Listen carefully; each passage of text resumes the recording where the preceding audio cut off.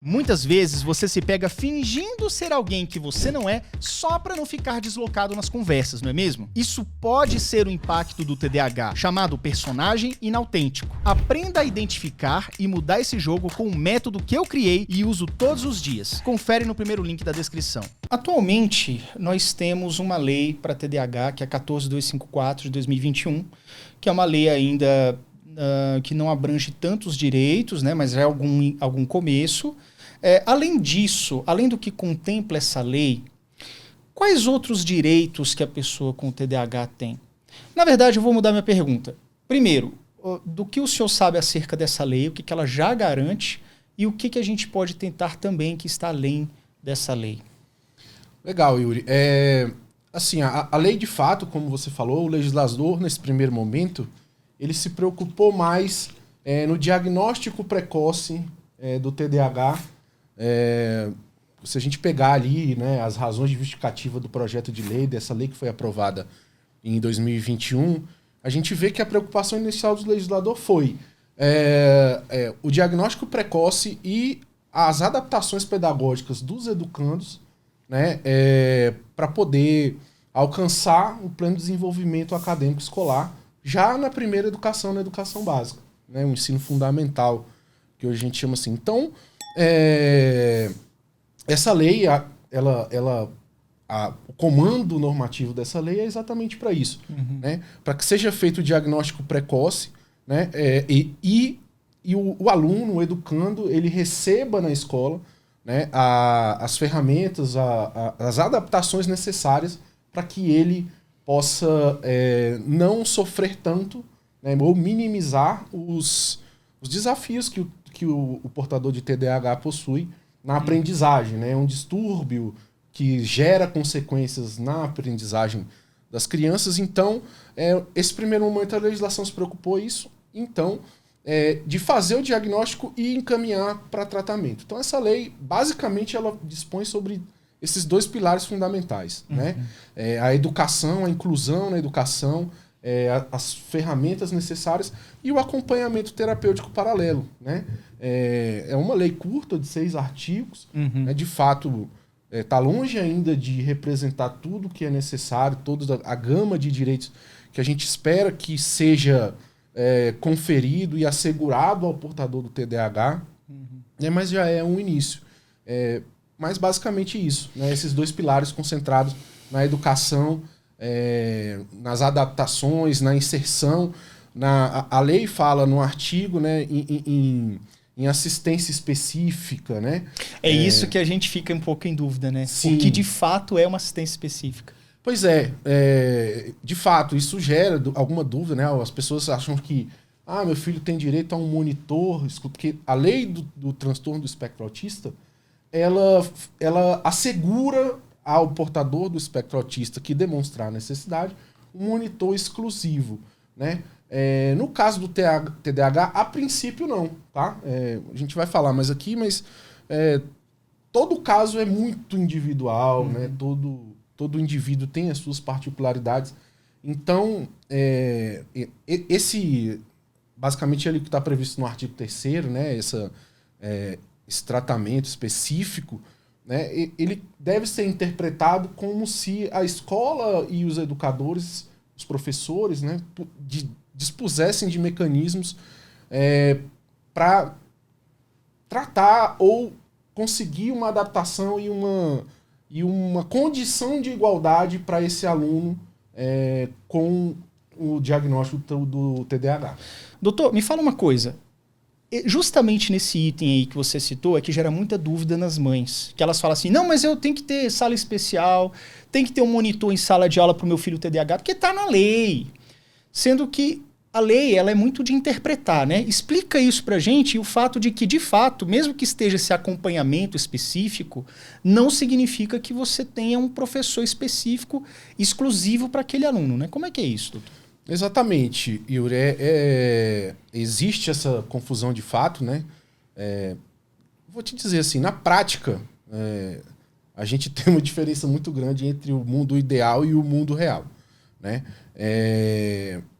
Quando a lei fala de acompanhamento específico, ela quer dizer que a escola e os professores precisam assegurar para esse educando condições para que ele possa desenvolver ou ter um aprendizado no mesmo nível do que os outros alunos, né? Então, como que a escola deve fazer isso? Você deve... os pais ou as mães que estão acompanhando a gente, eles precisam acompanhar o desenvolvimento educacional dessas crianças, né, para saber se de fato a escola está introduzindo esses mecanismos, como eu posso dizer, as atividades, essas estratégias né? pedagógicas que são adaptadas para crianças com TDAH. Né? Não. Aí você me pergunta, Vitor, mas e alguma mãe, né, pode estar perguntando, tá, mas meu filho tem um nível severo de TDAH, ele de fato precisa de um acompanhamento individual na sala de aula, né? E isso tem que ser avaliado em caso a caso, tá, Yuri? Assim, caso seja isso de fato uma necessidade real, e que seja comprovado através de laudos, relatórios médicos, que essa criança ela, de fato não tem como desenvolver o aprendizado dela de uma forma integral, sem um monitor, sem um professor específico, né? Eu sei que a Secretaria de Educação aqui ela disponibiliza monitores, não são exatamente professores. Monitores seriam não sei se seriam formados ou formandos em pedagogia, por exemplo? Não são formados. Não são formados. Acredito que não sejam, né, formados. Mas é o que eu vinha falando. Caso o monitor ele vai tentar trazer o conteúdo que está sendo aplicado para os demais alunos de uma forma que esse aluno que tem TDAH ele possa aprender de fato e ter o aprendizado dele sem nenhum comprometimento importante, né? Como a gente vê que isso é um dos maiores problemas que a gente encontra e foi a preocupação do legislador inicialmente ao editar a Lei 14.254. Né? Então é isso, assim, a análise precisa ser, mas de uma maneira geral, não tem obrigatoriedade de o Estado ou a escola, né, da rede privada que seja, fornecer um monitor individual. Então nós estamos lidando com comorbidades. É isso, Carolina? Enquanto você falava, eu estava pensando sobre isso. Porque o TDAH, ele pode vir associado ao TEA, por exemplo. E aí sim, obrigatoriamente tem um monitor. Porque a criança, além do TDAH, terá o autismo também, né? Mas outra coisa que me vinha à mente aqui, doutor Vitor, enquanto você falava, foi o seguinte, essa questão da assistência, né? O Yuri levantou a questão de um possível monitor. Aí eu te pergunto, que outras formas de assistência poderiam ser feitas? Porque, olha, isso é um problema, assim, eu falo por experiência própria, falo pelas falas das mães que eu já atendi, mães de TDAH, ou mulheres ou homens, né, adultos com TDAH, que tiveram diagnóstico mesmo lá na infância, adolescência e não tiveram acompanhamento adequado. Agora que existe a lei, bom, enquanto psicóloga, a impressão que eu tenho é o seguinte, essa assistência ela pode ser fornecida de várias outras formas. No entanto, como você bem disse, a realidade é bem diferente, né, do que acontece, do que é o desejado.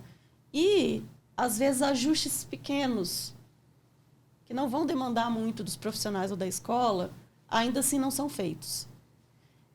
E aí é que vem a pergunta, neste momento, o que uma família faz? Porque, não tem direito a monitor, o laudo não especifica, ou a pessoa não tem um laudo ainda está nessa fase de identificação precoce aí que você mencionou. Mas vamos supor, já tem um laudo, já sabe que tem TDAH, já sabe o nível de TDAH, já sabe se é combinado, predominantemente desatento, predominantemente hiperativo, seja lá o que for. Dependendo de como seja esse TDAH, os ajustes vão ser de um jeito ou de outro. E quando a família se mobiliza e ainda assim, né, a escola não faz. O que essa família pode fazer? Pois é, Carolina, de fato, assim, quando existe a resistência da escola, né? E isso a gente vê mais na rede pública, tá? Infelizmente... É mesmo? É realidade. Apesar da gente ter, de uma ideia geral, que a escola pública é mais inclusiva... Não é. Né? Infelizmente, essa não é a realidade, tá? Ela não é a realidade. As escolas da rede privada, a maioria delas, né, pelo que eu conheço, até pelo histórico que eu comentei do meu sobrinho, né, elas já têm alguns materiais adaptados para o TDAH, né, o próprio professor já é preparado para lidar com aquele aluno. Né? Muitas vezes, na rede pública, a professora tem um aluno TDAH na sala e não sabe. Isso vai dar uma polêmica, porque é o seguinte, tem muita professora que já veio aqui da rede pública e fala, não, que a rede pública é mais preparada e não sei o quê. Muita gente fala isso, né? Então, mas às vezes isso é uma visão parcial. O professor da rede pública acredita que está tomando as devidas providências ali na questão do aluno. Mas você disse o quê? Você disse um detalhe importante, que é o seguinte... A experiência que você tem com as escolas privadas são escolas que têm algum tipo de material, algum tipo de atividade que talvez na escola pública não esteja sendo feito, é isso? Exatamente. Por exemplo, eu sei de uma escola, de um caso concreto que apareceu pra gente, é de uma escola que tinha um aluno com TDAH e ele precisava fazer determinadas pausas para ele não ficar entediado, para ele não ficar... não dispersar a atenção dele. Então ele tinha que fazer determinadas pausas. E a professora sabia disso. E ela conduzia aquela turma toda, né, conversando com os demais alunos, de que aquela pausa era necessária para que aquele aluno... ela até tentava não mencionar, né, que era em razão desse aluno especificamente, mas ela fazia essas pausas. Então, e na rede pública, né, é isso. Assim, infelizmente, uma deficiência muito grande de professores. A gente tem professores que mudam de escola o tempo inteiro. Né? Pode até ser que haja um programa interno da Secretaria de Educação do DF, né, que seja voltado especificamente para a formação desses professores. Um fato é que, na prática, isso não acontece. E aí, respondendo a pergunta da Carolina, o que a gente faz? Bem, a família que se deparar com essa situação, ela tem... na minha visão, 2 caminhos. O primeiro deles é tentar uma intervenção junto ao Conselho Tutelar. Né? Se tratando de criança, a gente tem aí uma proteção da criança e do adolescente que atrai a competência do Conselho Tutelar para poder atuar nesses casos. Né? Vitor, isso resolve 100% dos casos? Na maioria não vai resolver. Tá? A maioria dos casos, infelizmente, a gente tem que buscar o judiciário, né, e entrar com uma ação para que obrigar essa escola ou esse estabelecimento de ensino, né, a escola da rede privada, forneça os elementos necessários para que essa criança, para fazer a adaptação dessa criança durante a educação básica.